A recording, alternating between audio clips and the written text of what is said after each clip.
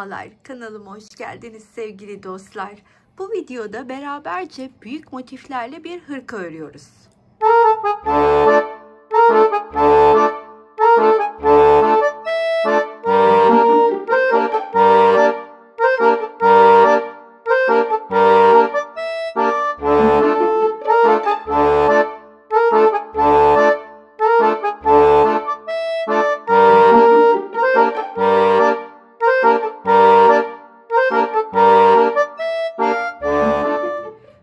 Büyük motiflerden ihtiyacımız olan 28 adet.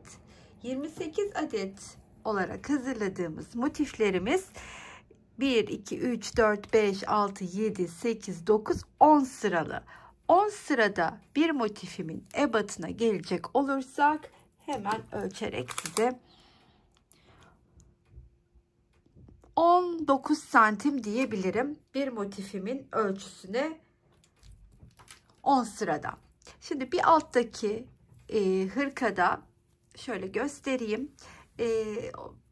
Aynı kişiye hazırlanan iki hırka, birisinin zemin rengi siyah olarak istendi. Birisinin zemin rengini ise Nako Cotton Luxe'ün, hemen söylemek istiyorum size renk kodunu da, 975-82 ile öreceğim. Ara renklerde ise elimizde olan birçok renkli ipi bir araya getirerek, yani içinde onlarca ip var diyebilirim, size değerlendirdik. Videoya kısa bir ara. Sizlere katıl butonundan söz etmek istiyorum. Katıl butonuna tıklayarak oradaki seçeneklerden birini kendinize göre değerlendirip bana destek olabilirsiniz. Bütün katıl destekçilerime kucak dolusu sevgiler, teşekkürler. İki hırka arasında bir tık beden farkı olacak. Bunun için önümdeki hırka biraz daha küçük bir hırka. Yani 40 bedene, 42 bedene gibi uyumlu. Bunu bir tık daha büyük öreceğiz. 44 bedene kadar uyumlu olacak ama aslında şöyle söyleyeyim, standart beden gibi düşünebilirsiniz. 36'dan 44 bedene kadar her iki hırkada uyumlu olmuş olacak. Bunu bir tık daha büyük yapabilmek adına burada motiflerimizi 18 santim, burada ise 19 santim olarak düşürdük. Bunun için de arada tığımızı 1 numara büyütmemiz yeterli oldu. Siz de elinize göre durumu değerlendirebilirsiniz. Bu tarz iplerle genelde kullandığım tığ numaramda biliyorsunuz 3 milim. 3 milim tığ ile örüyorum. Sizler elinize göre tığınızı seçmeyi unutmayın ve tabii ki ipinize göre. Bu 28 tane motifin 4x3 olarak 12 tanesini arkaya, 4 artı 4 8 tanesini öne, yine 4 artı 4 8 tanesini kola yerleştireceğiz. İlk olarak arkayı birleştirerek o hırkamı devam ediyorum. Ancak şunu belirtmek isterim ki burada motifin yapımını göstermeyeceğim. Motif bildiğimiz hepimizin babaanne kareleri, yani hanım dilendi motifi bizim tabirimizle. Motifin yapımını bilmeyen dostlar için link olarak videonun altına açıklama kısmına bırakacağım. Sizler oradan bakarak dilerseniz örebilirsiniz. Şimdi 28 tane motifi birleştirdikten sonra 4x3 12 tane arkayı birleştirelim.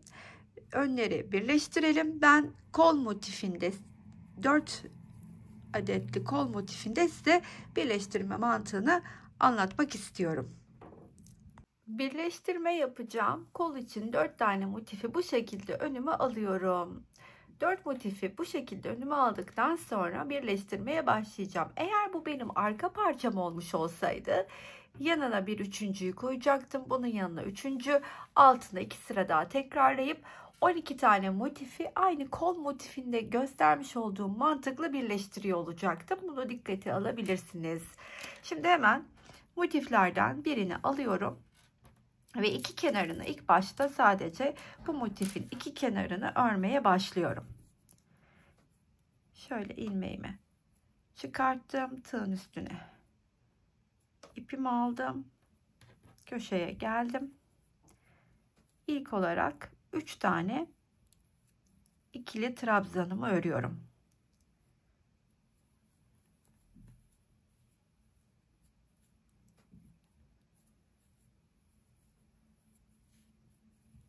hemen yanına boşluklara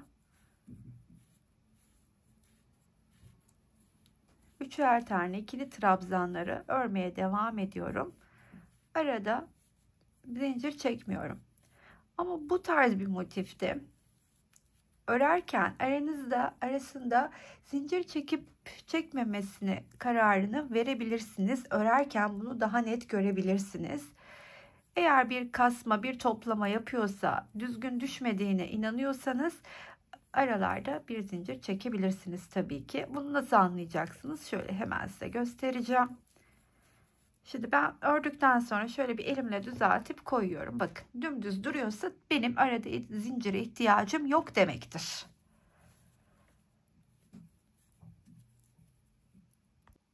Köşeye geldiğimde de yine bir tane üçlü grubumu örüyorum. İkili trabzanlarla. Arada da 2 zincirim var. Yeniden aynı boşluğun içine 3 tane ikili trabzanımı örüp bu kenarında sonuna kadar aynı mantıkla devam ediyorum. Kenarın sonuna kadar geldim. 3 tane ikili trabzanımı örüp 2 de zincirimi çektim. Şimdi yeni motifimi alıyorum. Aynı motifi, aldığım motife 3 tane ikili trabzan örüyorum köşesine. Ön yüzleri bana bakarken. Daha sonra sırt sırta verdirip her iki parçayı da tığımdan çıkıyorum ve karşısındaki denk gelen boşluğa batıp ilmeğimi geçiriyorum içinden. Burada bir zincir çekiyorum. Tekrar tığımın üstüne ipimi alıp sıradaki boşluğun içine 3 tane ikili trabzanımı örüyorum. Tığdan çıkıyorum. Karşısındaki denk gelen boşluktan ilmeğimi çıkartıp bir zincir.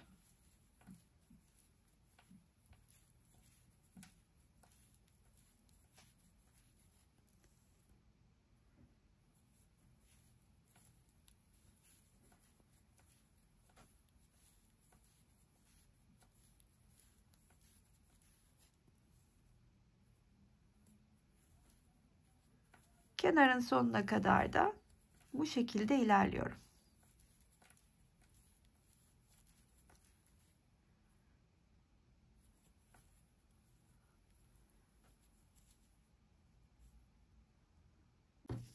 Birleşerek devam ederken köşeye geldiğimde köşenin içine 3 tane ikili trabzanımı örüyorum. Bir de zincir çekip tığdan çıkıp köşenin içinden çıkartıyorum. Yeniden bir zincir çektikten sonra da yine köşenin içine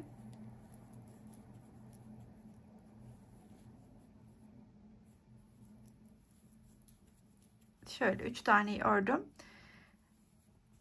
Bu kenarı ve bu kenarı öreceğim. Eğer dediğim gibi bu benim arka parçam olmuş olsaydı hemen 3. motifi yanına alacaktım. Onu da bunun üstüne birleştirdiğim gibi birleştirip burada şimdi yapacağım dönüşü 3. motifi ekledikten sonra yapacaktım.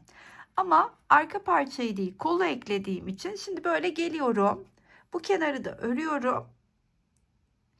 Buradan dönüş yapıp buraya geldiğimde buradaki geçişi göstermek istiyorum.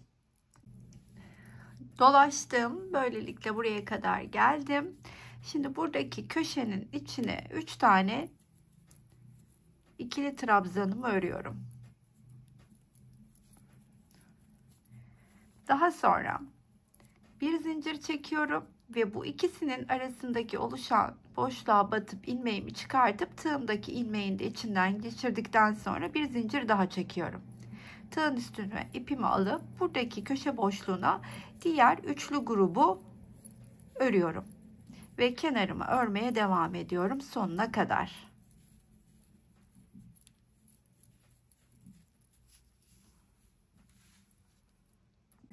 Kenarın sonuna kadar ördükten sonra 2 zincirimi çekiyorum köşede. 3 tane ikili trabzanımı ördüm. Yeni motifi de alıp hemen onun köşesine 3 tane ikili trabzanımı örüyorum.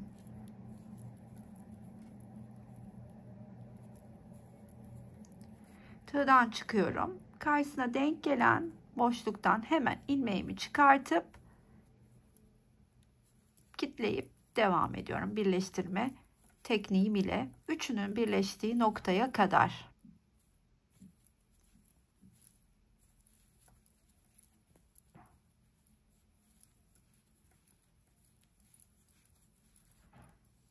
Şöyle şuraya kadar geleyim, şurayı birlikte geçelim. Buraya yaklaştığımda şimdi buradaki köşenin içine 3 tane ikili trabzanımı örüyorum.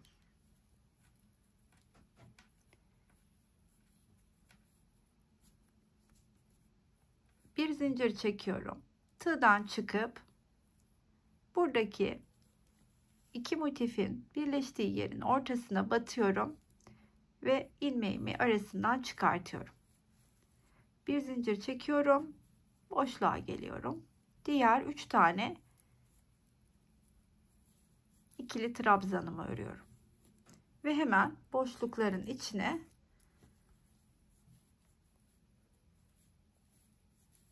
üçerli ikili trabzan gruplarımı örüyorum kenarın sonuna kadar.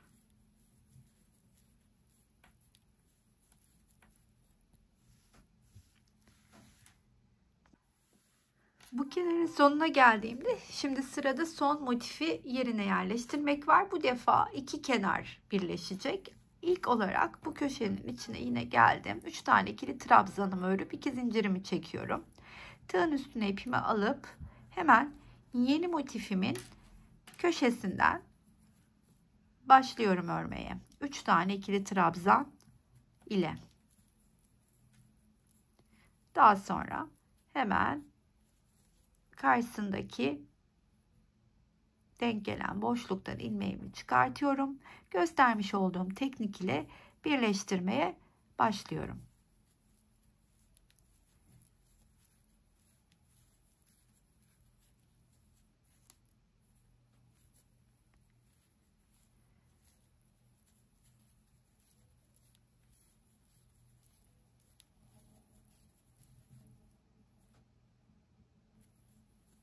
Şöyle göstereyim. Şuraya kadar geleyim. Şuradaki geçişi birlikte yapalım. Sonra zaten burayı da birleşmeye devam edeceğiz. Şu geçişi yaparken de buradaki köşeye geldim yine. Hemen içine 3 tane ikili trabzanımı örüyorum. Bir zincir çekip bu 3 motifin tam olarak orta noktasına batıyorum ve ilmeğimi içinden çıkartıyorum. Burada bir zincirimi çekip köşenin içine geliyorum. Diğer üçlü grubumu örüyorum. Bu defa üst iki kenarı birleştirmeye başlayacağım. Böyle.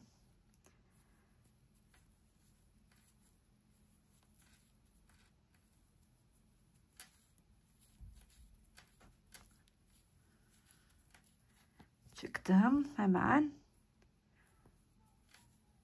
Bakın.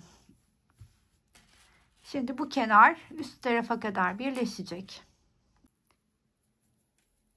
Birleştirmemin sonuna doğru geldim. Son üçlü grubumu ikili trabzanla birleştirirken köşeye örüyorum. Bir zincir çekip çıktım. Köşeden hemen ilmeğimi çıkarttım. Bir zincir daha çektim. Şimdi eğer bu benim arka parçam olmuş olsaydı 4x3 12 motifle hazırladım. Şimdi bunu buraya kadar getirecektim. Daha sonra burayı da tamamlayıp başladığım noktaya kadar örüp parçayı tertemiz tamamlamış olacaktım. Ama şimdi bu benim kol evine yerleştireceğim kol parçam. Bunun için de şu kenarımı öreceğim ama bu ve bu kenarı açıkta bırakacağım. Çünkü 2 tane motifi kol evine yerleştirirken buradaki kalan açıklığı da katladığımda karşılıklı birleştirip kol formunu vereceğim. Yani bakınız bu benim kol parçam. Bunu da hatırlatmak isterim. Öyleyse bunu da buraya kadar örüp tamamlayayım. Buraya kadar örüp tamamladım. Dediğim gibi şimdi 2 tane kenarım açık ve kol parçam kol evine yerleşmeye hazır. Şimdi arka parçayı da 12 tane olarak birleştirelim. Önleri nasıl ekleyeceğimizi göstereyim. Arka 12 tane parçam eklenmiş halde. Şimdi buna diğer motifleri eklerken ön parçaları hemen tersini çeviriyorum. Ve 4 tane motif buraya, 4 tane motifi buraya hazırlıyorum. Aradaki fark şöyle.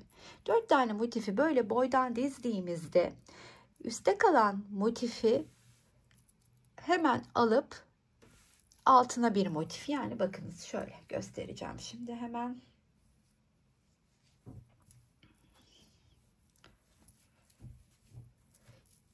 İlk olarak bu şekilde yerleştirdiğimde bu motifi alıyorum. İki kenarını geçiyorum. Altına bunu alıyorum. İki kenarını geçiyorum. Altına alıp iki kenarını geçiyorum. Yine en son geldim. Altına aldım. Burada da iki kenarını geçtikten sonra bunu yandan birleştirmeye başlıyorum. Bu ön parçanın birisini yerine yerleştirmiş olacağım.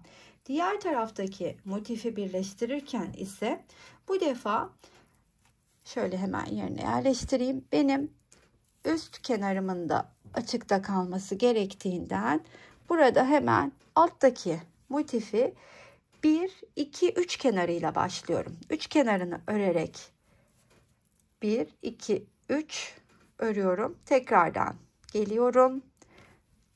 Üstüne ekleyip bu şekilde geliyorum. En son buraya geldiğimde de üst kenarını yukarıyla birleşmek için açıkta bırakıyorum.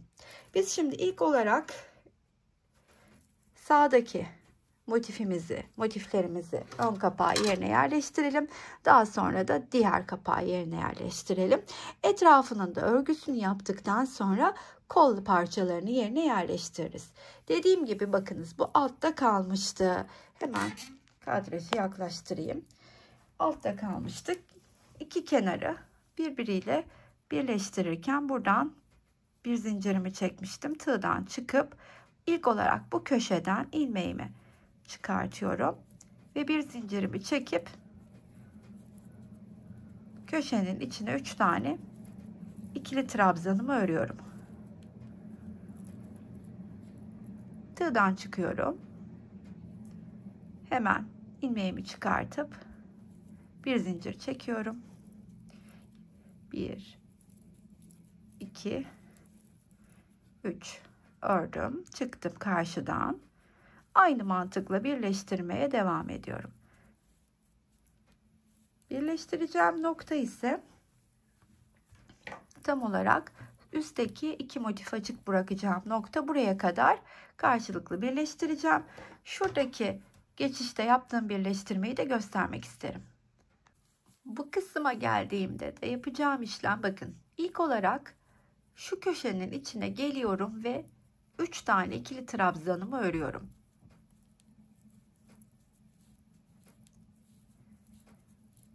Bir zincir çekiyorum ve şu ikisinin ortasına batıp arasından ilmeğimi çıkartıyorum. Tığdan da çıkıp bu defa da karşıda iki motifin birleştiği tam orta noktaya batıyorum ve bu ilmeğimi oradan çıkartıyorum. Bir zincir çekiyorum ve buradaki köşe boşluğunun içine gelip diğer üçlü grubumu örüyorum. Tığdan çıktım. Hemen ilmeğimi çıkarttım. Kilitledim.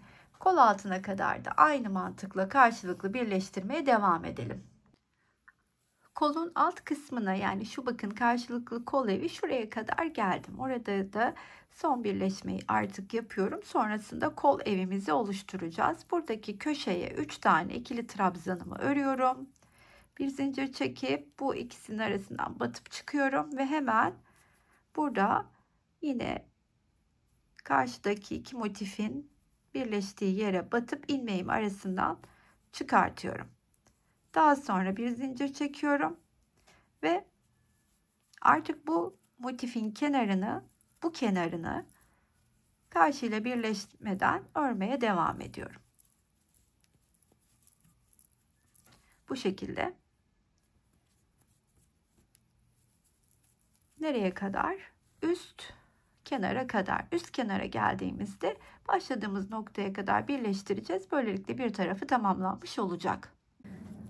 Kol evindeki bu kenarı geçtikten sonra burada bir zincirimi çektim köşede. Hemen üst kenarı birleştirip formunu da vermeye başlayalım. Göstermiş olduğum teknikle karşılıklı birleşmeye başlıyorum.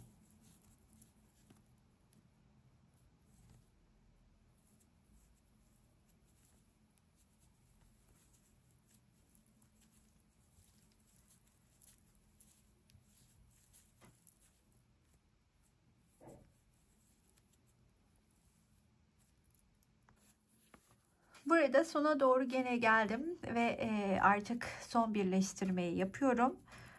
Başladığım noktadayım aslında. Bu köşeye 3 tane ikili trabzanımı örüyorum. Şimdi burada bir zincir çekip bu karşıda iki motifin ortasına batıyorum. İlmeğimi içinden çıkarttıktan sonra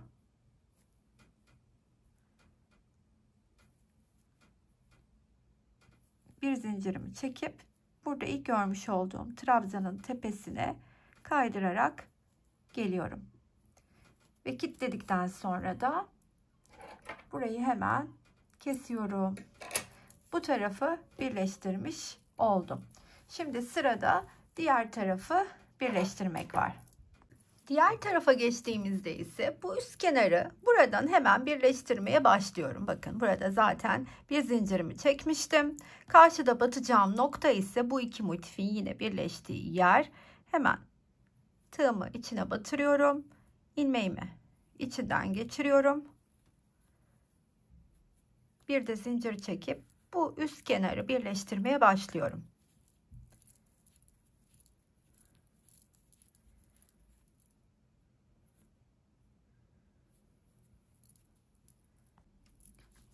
Üst kenarı birleştirdim. Şimdi burada köşede de 3 tane ikili trabzanımı ördüm. Bir zincir çektim. Buradaki köşeden ilmeğimi çıkartıp bir de zincir çektikten sonra bu köşenin içine geliyorum ve 3 tane ikili trabzanımı örüyorum. Ancak karşıyla birleşmiyorum. Kol evimi oluşturabilmek adına. Buraya kadar karşıyla birleşmeden örmeye başlıyorum.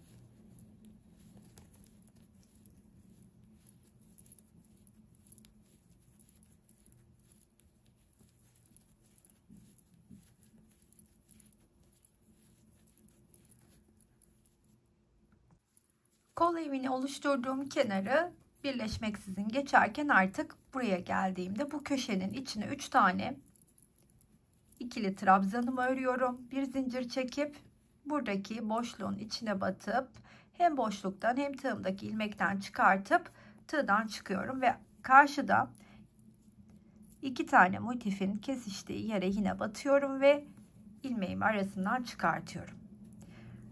Bir zincir çektim, köşeye geldim. Yan tarafa artık birleştirmeye başlıyorum. Tığdan çıktım, karşısındaki denk gelen boşluğun içinden çıktım. Bakın kol evim burada oluşmuş durumda. Şimdi ben alta kadar, yani burada başladığım noktaya kadar bu kenarı göstermiş olduğum teknikle birleştireceğim. Sonuna geldiğimde yine aynı şekilde bu köşeye 3 tane ikili trabzanımı örüyorum. Bir zincir çekip buradaki köşeden ilmeğimi çıkartıp ilk ördüğüm trabzanın tepesine kaydırarak geliyorum. Ve artık burada hiç ipimi koparmayacağım. Tam da kol altında istediğim yerde kaldığım için hırkamın etrafını kollarını takmadan evvel daha kolay olduğu için örmeye başlayacağım. Şöyle hemen bitmiş olan hırkanın üstünde size göstermek istiyorum. Nasıl bir pat ördüğümü. Trabzanlarla ördüm. 1, 2, 3, 4 sırasını ikili trabzan, son sırasını da yarım trabzan ya da çakma sık iğne ile tamamlıyorum bu şekilde. Bunun için ilk olarak başlıyoruz trabzanlarımızı örmeye. Hangi noktalara battığımı, ensede nasıl bir toparlama yaptığımı size göstereceğim. Bir üst sıralarında artık sadece alttaki trabzanların tepesine batarak ilerleyeceğiz. Ben burada yalancı trabzanımla yükseliyorum. Sizler zincir ile yükselebilirsiniz.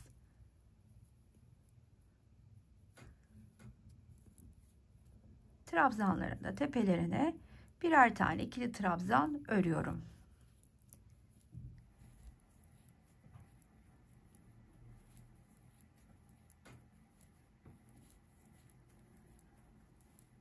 Köşeye kadar ilerleyelim.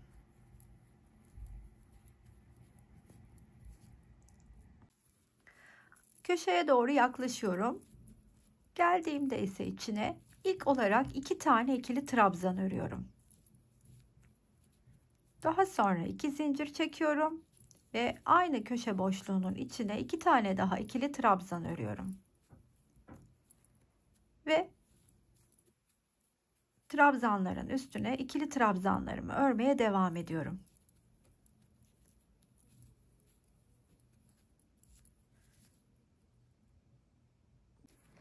Şuradaki geçişi de size göstermek istedim.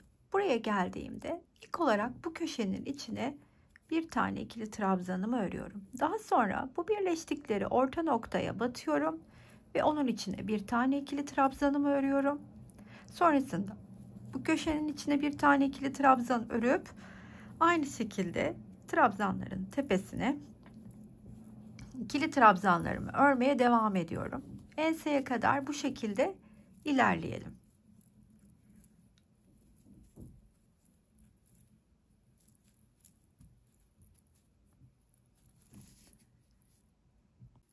Tam olarak ensedeki toparlama yapacağım yere geldim. Şimdi buraya geldiğimde buradaki bakın şu kısımdaki trabzanın tepesine bir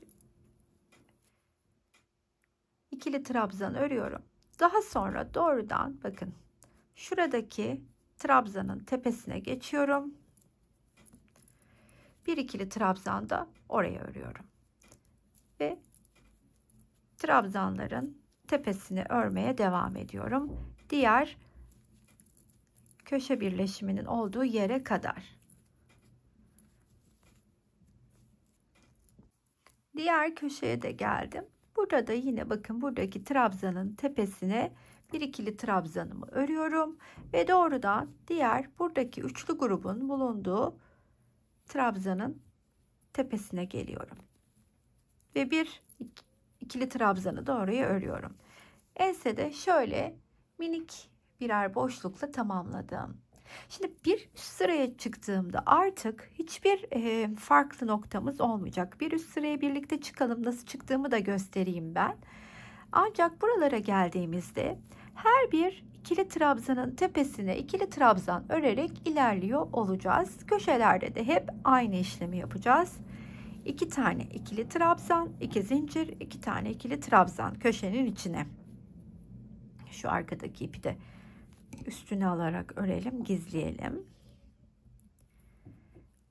Başladığım noktaya kadar aynı mantıkla devam ediyorum.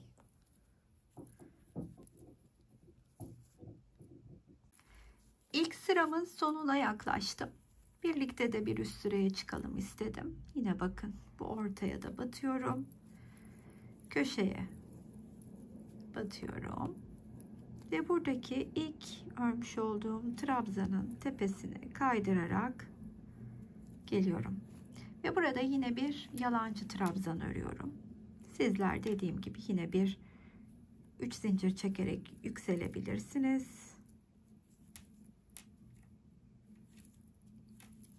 Ben trabzanlarımın üstüne trabzanlarımı örmeye devam ediyorum.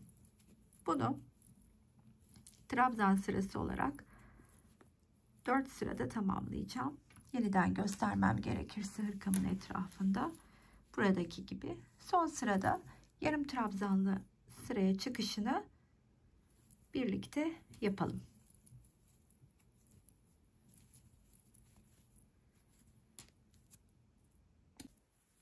4 sıra trabzanlarımı, ikili trabzanlarımı tamamladım. Şimdi artık bir üste kaydırarak yine çıkıyorum ve bundan sonra çakma sık iğnelerimi örmeye başlıyorum. Bir zincir çektim, tığımın üstüne ipimi aldım. Aynı bulunduğum boşluğa batıp hepsini bir örüyorum. Tığın üstüne ipimi aldım. Yandaki trabzanın tepesine geldim, battım, hepsini bir ördüm. Tığımın üstüne ipimi alıyorum. Her bir ikili trabzanın tepesine yarım trabzanlarımı örmeye devam ediyorum. Köşeye kadar devam edelim. Köşedeki geçişimizi de göstereyim. Daha sonra başladığımız noktaya kadar farklı bir işlem uygulamadan devam edeceğiz.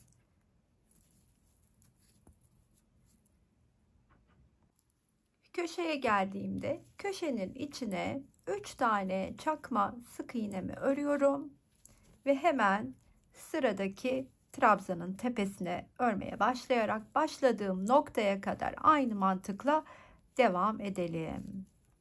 Son sıramızı da bu şekilde tamamlayalım. Etrafını tamamladım. Hatta bir tane kolunu da bakınız yerine yerleştirdim. Size bu şekilde göstereyim. Sonra diğerini birlikte yerleştirelim istedim. Kolun ağzına bir sıra ikili trabzan, yarım trabzanda bir sıra geçip bitirdim. Etrafına ise 4 sıra ikili trabzan, bir sıra da yarım trabzan ördüm. Şimdi kol parçamı alıp hemen kol evine yerleştireceğim. Bunun için de ne yapacağım? Şöyle önüme alıyorum ve hemen yaklaşalım. Şu kol altından bunu birleştirmeye başlıyorum. Bu motif bununla, diğer motif arkadakiyle birleşecek. Şu kol altına denk gelen kısmın tam olarak ortasına batıyorum ve ilmeğimi buradan çıkartıyorum. Daha sonra ise bir zincir çekip göstermiş olduğum yöntemle karşılıklı birleştiriyorum. Hiçbir farkı yok. Bu iki tane motifli oluşan kol kısmını iki motifli oluşan kol evine yerleştiriyoruz. Başladığım noktaya kadar da bu şekilde iki motifi yerleştirmeye devam ediyorum.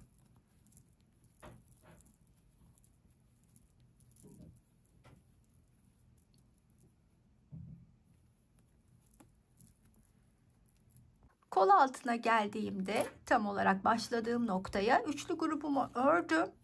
Şimdi bir zincir çekiyorum ve hemen tığdan çıkıp burada kol altında hepsinin birleştiği noktaya batıyorum. Tekrardan bir zincir çekip bu defa da bu kol parçasındaki motifleri karşılıklı birleştirmeye başlıyorum. Böylelikle kolun da formunu vermiş olacağız.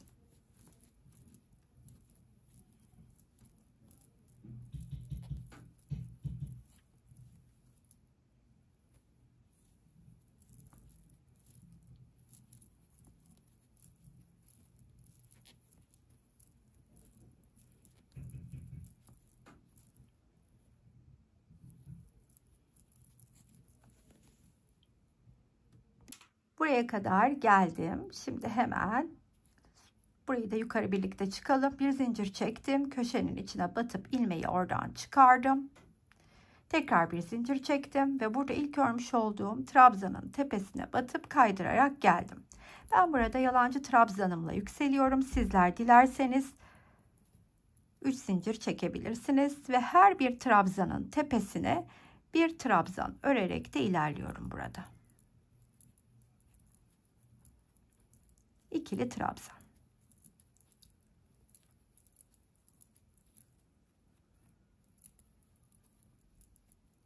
Bu köşedeki geçişe de geldiğimde şuradaki bir ikili trabzan buraya, bir ikili trabzan buraya öreceğim. Döneceğim, başladığım noktaya geleceğim.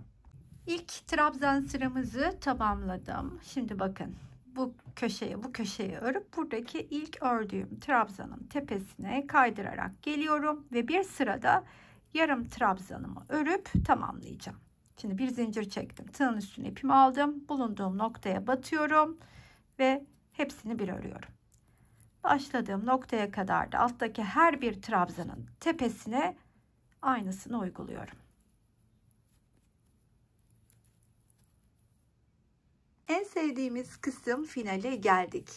Hırkamı tamamladığımda 90 santime yakın boyu, 112-114 santime yakında eni oldu. Yapacağım kişi son anda 40 beden civarı olursa hani daha büyük olmasın deyince ona göre ayarlama yaptım. Sizler daha da büyütmek için gördüğünüz üzere etrafında pay var. Böyle 42 bedene 44 bedene olsun diyorsanız 2-3 sıra daha etrafından örebilirsiniz. Ya da daha da büyütmek isteyen dostlarım, kol, tabii ki şöyle söyleyeyim, bu vereceğim beden artık 50 beden üstü, kol altına motif koyarak hırkayı büyütebilir, 50 beden üstüne de çalışabilirsiniz. Daha küçükler için de tabii ki motifin etrafını daha az örmeniz yeterli olacaktır. Toplamda zemin rengine 2 paket açtım. 2 paketten 20 gram kadar falan arttı. Yani zemine 180 gram civarı ip gitti. Hırkamın ağırlığı totalde de 700-720 gram, yani 500 gram kadar da iç renklerine gitti. Bunu da belirtmek isterim. Umarım sizler için anlaşılır bir video olmuştur. Benimle örmesi kolay olacaktır umarım diye düşünüyorum. Eğer beğendinizse her zaman olduğu gibi sizlerden bir kalbinizi rica ediyorum. Yorum ve beğenilerinizi esirgemez, abone olmayı unutmazsanız beni çok mutlu edersiniz. Buraya kadar izleyen herkese çok teşekkür ediyorum. Sıradaki videolarda görüşmek üzere. Hoşça kalın arkadaşlar.